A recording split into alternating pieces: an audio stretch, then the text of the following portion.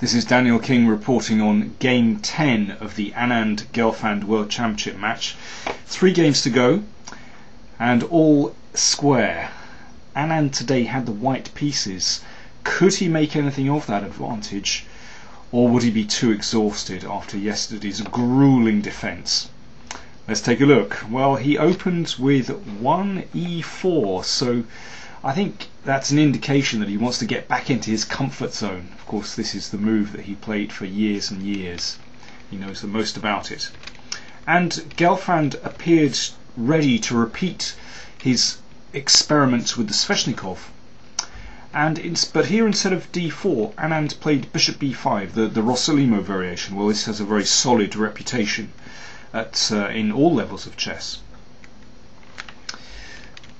And now e6. Okay, it's one of the main lines. And Anand took on c6. You don't have to take on c6, but it's one of the main moves. So once again, we have a situation where Anand is playing with knights against Gelfand's bishops, and he played b3. Okay, it's one of the main moves. The idea, of course, is perhaps we'll put the bishop on b2, but in some cases we put the bishop on a3 to pressurize the c5 pawn. It depends how black places his pawns. And here Gelfand played a move which after the game he described as a novelty, a new move. In fact, it has been seen before, but in games by, well, much weaker players who didn't really play it very well. Now the idea is clear, that really what you're trying to do is lock this bishop here out of the game and improve the position of black's pawn structure, so it's very well motivated. Now really the only way to exploit this is simply to take the pawn, which Anand did, but black gets this pawn back almost immediately, so the knight is going to have to retreat, and then you take on e4. So there we go, we push it up way, and you can't take on c6 because that knight will be trapped, so knight c4. And now queen e4 check was played in one of those games I mentioned previously, but this is a mistake because it looks like a beginner's game. That queen has come out too early, and it's just going to, black is going to lose loads of time because it's going to be hit away, and that is exactly what happened in this game. Now queen f3. White has excellent development. Black's pawns are shattered, they look very odd indeed. White stands better, but of course Gelfand played better. He played d5 instead. And now knight e5 is just too crazy. That knight could be in huge trouble here. So for example here, and a5, and the knight is perhaps going to be trapped. There are other variations, but similarly crazy. It's very risky indeed. And Anand is a pragmatist. He played knight e3. And then the knight was kicked again, and we'd reach this ending almost by force. Okay, so in the next few moves both sides just develop their pieces in a very standard way, and then we'll examine the position again in more detail. So these moves, well, pretty normal. Okay, here's where Anand has to decide how does he play his middle game strategy. He chose bishop a3. As I said, one of the ideas of this playing b3 is to target this c5 pawn. But it didn't work out quite so well in the game. He could have tried a3. Now this is a very interesting idea. Basically what you're going to try to do is play b4, and after this exchange of pawns then the a file is opened, and we're trying to get at black's king, open up lines against the king.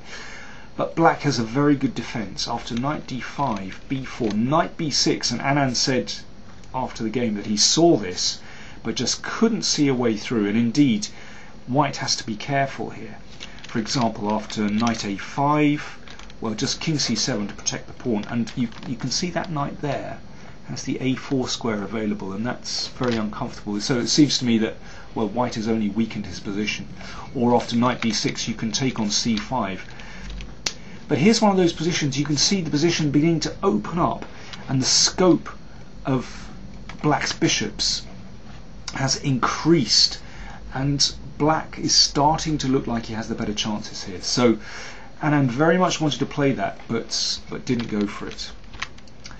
Okay, bishop a3 played, knight d5, excellent move, because that is ready to block out the bishop in case there are problems with the c5 pawn. Now here it was noted afterwards that Anand could have played this and then knight e4, and then okay, that avoids losing the c pawn, and we get another fortress position. White is an exchange down, but you can never dislodge the knight. So yeah, it's another fortress, but Anand said afterwards, well, yeah, it's a nice fortress, but he had a big smile on his face, but he'd had enough of fortresses after yesterday's grim defense. Okay, so knight e4 played. Knight b4, that blocks the attack on c5, and white just doesn't have enough here. Okay, rook e2 to defend the pawn. Now, perhaps there's a threat to swing the knight round, but Gelfand dealt with this very well by taking on c4 and then expelling the knight. So now he's not going to have any problems on c5 at all. If the knight comes back to g3, for example, you just block it out. Instead, Anand took on b4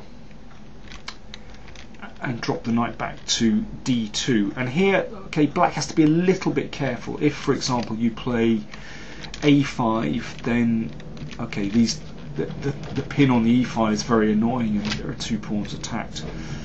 Or bishop f6 to defend the pawn this way, but this is also a little bit uncomfortable. Here, in this kind of position, the knight is definitely better than the bishop. You can see that dark square bishop is just blocked by its own pawn, and this knight has possibilities here. And after a3, well, three black pawns are split and isolated. White is better here, no doubt about it.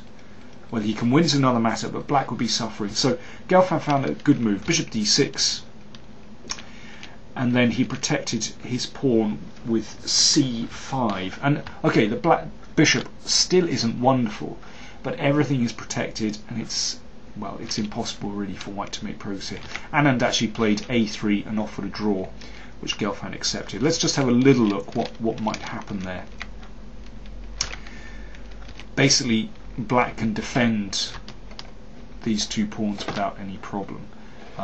Here, well, you can play a6. Well, it will be it's a mistake to take on c5, and the king comes to b6, and everything's all right. Let me just show you this variation. Here's another variation where suddenly black's bishop comes to life. So you give up a pawn, and that bishop is just a monster, controlling e1, controlling a1. You're a pawn down, but look at that a pawn. With the queening square guarded, and maybe you throw that one across as well. Now that is a good bishop, and that is a bad knight. But of course, white doesn't need to do that. You can, after this, you can just drop back, maybe here, or maybe g3. White is fine, but black is fine too. So players agree to draw. So all square with 2 games to go. I have to say, judging by today's performance, this game reminded me of 2 football teams in a cup final staggering towards the end of 90 minutes with putting all 10 men behind the ball and just looking to go into extra time. The players looked pretty tired today. So if something dramatic is going to happen, it's got to happen soon. Otherwise, I think we're just going to go into the rapid play tie breaks after 12 games. But let's see. Rest day tomorrow. Next game Saturday.